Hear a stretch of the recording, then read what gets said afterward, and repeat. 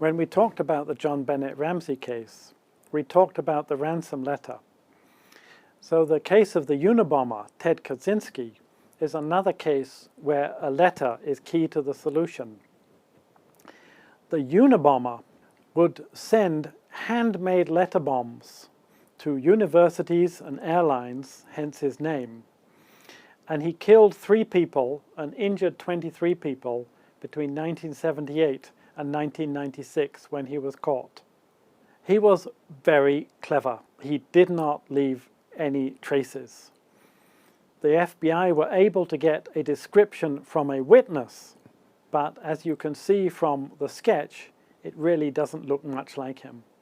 However, he gave himself away because he had a motive, and he offered to stop his bombing campaign if his so-called manifesto was published in the big newspapers. So 2 big newspapers, the Washington Post and the New York Times, agreed to publish it. They published his manifesto, and a man called David Kaczynski read it in one of the newspapers, and in the writing he recognized his own brother's style. Now, his brother had been a brilliant mathematician and had briefly been a mathematics professor before disappearing to live off on his own in a cabin in the woods in Montana. So David Kaczynski informed the FBI. The FBI raided the cabin, and sure enough, they found that it was a little bomb-making workshop. Ted Kaczynski was the Unabomber, and now, because of the way he wrote his manifesto, he is in prison. One topic that tends to get a lot of publicity these days is psychological profiling.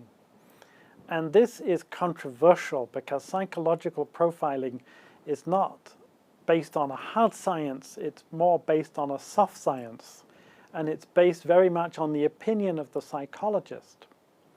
Nevertheless, it can be very effective, and it was very effective in the case of a man called George Metesky.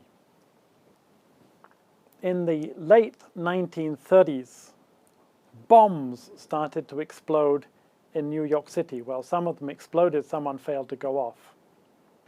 And some of these bombs were very dangerous, planted in movie theaters, for instance. Notes were also appearing, and these were angry notes directed against a company called Consolidated Edison. And Consolidated Edison is a big New York State utilities company.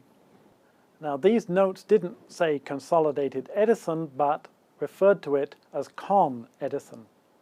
With the United States entry into World War II, the bomber promised to suspend his bombing campaign because of his patriotic feelings. But with the end of the war, he restarted his campaign. Conventional police methods gave no leads at all, so the police eventually turned to psychological profiling. Now, the man they turned to for their psychological profile was a man called James Russell, and he gave this opinion. The bomber was male, 40 to 50 years old, and suffering from paranoia. He was probably from foreign extraction, and that was partly based on the language used in the note. Probably a Slav, living with female relatives, neat and tidy, and very importantly, probably a former employee of Consolidated Edison who had a grievance against the company. Russell suggested that this man did not live in New York City. Part of the reason for that is because real New Yorkers refer to Consolidated Edison as Con Ed, not Con Edison. Probably he lived northeast of the city, and he predicted that when this man is finally arrested, he would be wearing a double-breasted suit. So now the police know where to look. They know to look through old employment records from Consolidated Edison. And of course, in those days, no computers, all these records are in cardboard boxes, printed on paper, and had to be searched through manually one by one. So eventually, from employment records from 1931, somebody came across the name of George Metesky, and he'd been injured in an industrial accident, but for technical reasons had been denied compensation. There's the grievance. And indeed, he lived to the northeast of New York, up in Westbury. Early in the morning, police went to arrest him, and this is where one of Brussels' predictions didn't come true. He wasn't wearing a double-breasted suit. Because it was early in the morning, he was wearing pajamas. However, he asked the police if he could change before he was taken away, and he did indeed change into a double-breasted suit. That way, all of James Brussels' predictions came true. But psychological profiling can be dangerous if there's over-reliance on this technique.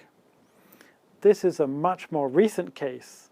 It's a lady called Rachel Nichol who was stabbed to death, multiple stab wounds, while she was out on Wimbledon Common with her 2-year-old son.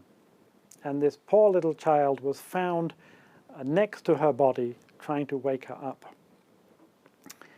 At the time, the police couldn't find any leads by conventional methods, but they obtained a psychological profile of the murderer, and this seemed to fit a local man called Colin Stagg. They focused on Colin Stagg, even though there was no other evidence linking him to the crime. They set up a very sophisticated honey trap with a woman police constable posing as a potential girlfriend for their suspect. Well, even though Colin Stagg never confessed to the murder to this so-called girlfriend, he was still charged with the murder. But when the case came to court and the judge saw the so-called evidence, it was just thrown out without a trial. And the judge was right, because DNA tests carried out in 2004 using improved techniques showed that the murder had been committed by a man called Robert Napper, and by that time Robert Napper was already in custody for some other awful murders. This honey trap proved to be very expensive. Colin Stagg was awarded more than £700,000 compensation for what he'd been put through, and the woman police constable was compensated with £125,000 for the stress that she had been put through. So what is the difference between these two cases, the Metesky case and the Rachel Nichol case?